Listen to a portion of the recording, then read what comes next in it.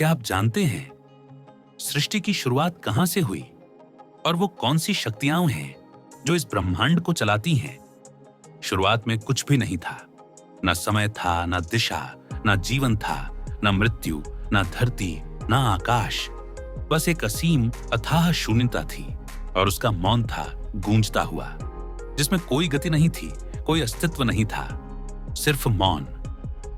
और फिर उस मौन में एक कंपन हुआ।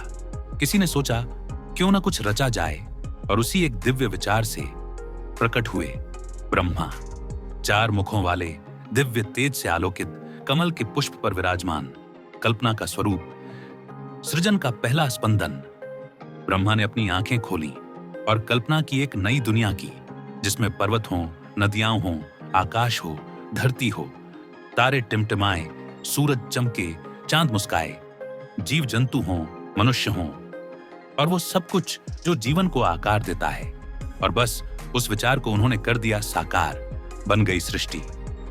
लेकिन ब्रह्मा ने जल्द ही समझा कि रचना तो सरल है, पर उसे चलाना, बचाना कहीं ज्यादा कठिन है। संसार को संतुलन चाहिए, नियम चाहिए, प्रेम चाहिए।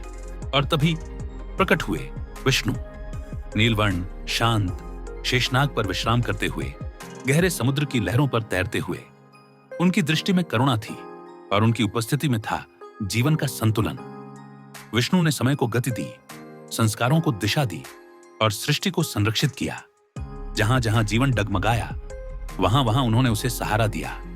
संरक्षण के प्रतीक बने, पालनकर्ता, दयामय।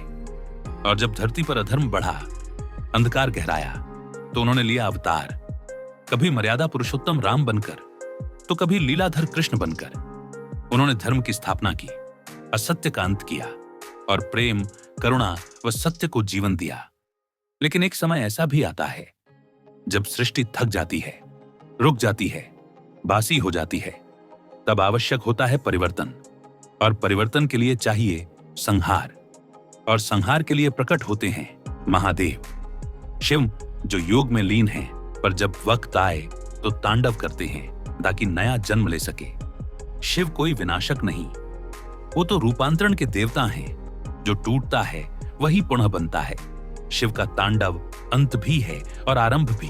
वो जो समाप्त करते हैं उसी में छुपा होता है नवसृजन का बीज।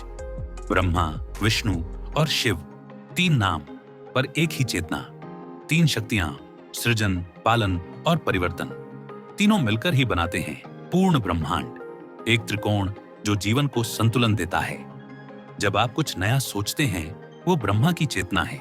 जब आप अपने परिवार, समाज, रिश्तों को संभालते हैं, वो विष्णु की ऊर्जा है। और जब आप अपने भीतर बदलाव स्वीकार करते हैं, बीते हुए को जाने देते हैं, नए को अपनाते हैं, वो शिव की शक्ति है। त्रिमूर्ति बाहर नहीं, हमारे भीतर है।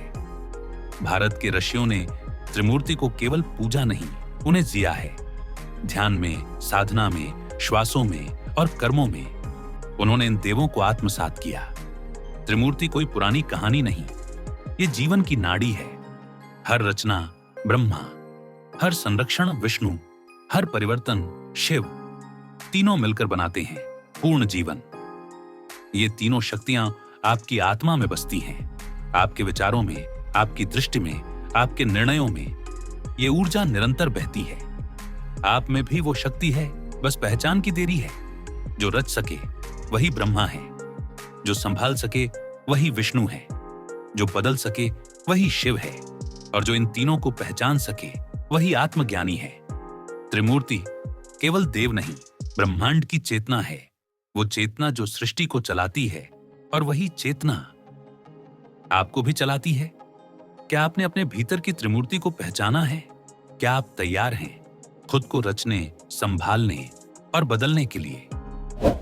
ऐसी ही दिव्य और रहस्यमयी कहानियों के लिए चैनल को जरूर सब्सक्राइब करें। अगर पसंद आए तो इसे अपने अपनों तक जरूर पहुंचाएं।